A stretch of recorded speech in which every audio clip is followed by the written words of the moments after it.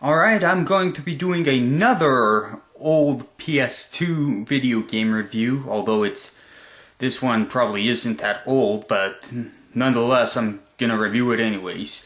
This time I am going to be reviewing an RPG that I heard little or nothing about when I got it, and it's an RPG that I've also recently completed. The RPG I'm going to be reviewing today is going to be none other than Grandia 3.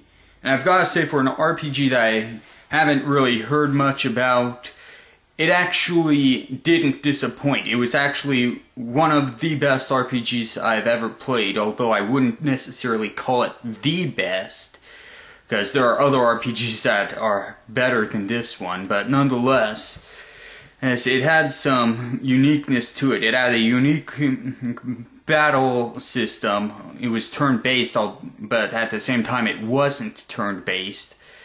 It had a great storyline to it. It had... Pretty much it was one of the... Well, I don't know what else to say about it, but pretty much the story goes is where Yuki, the main character of the game, and wants to develop an airplane so that way he can fly to the mainland.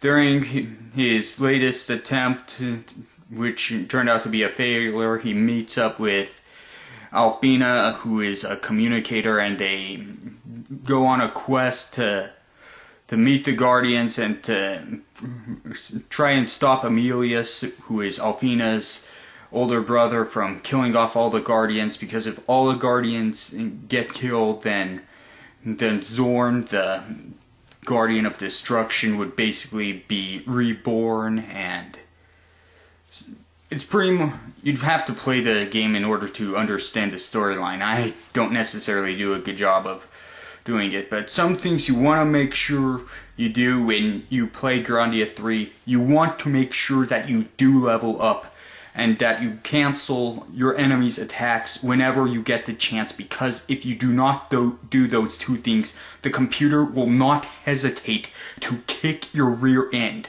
So let me say this in a way that you players can understand.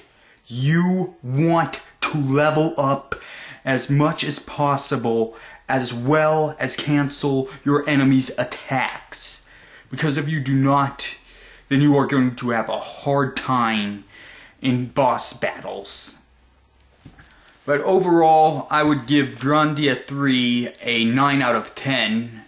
Very good RPG, could have used some improvements. It could have been a bit longer, but nonetheless, it still was an excellent RPG. Some great characters in it, some great storyline, some unusual twists in it. But nonetheless, it still is a great RPG to play. If you haven't played Grandia 3, I recommend you do so.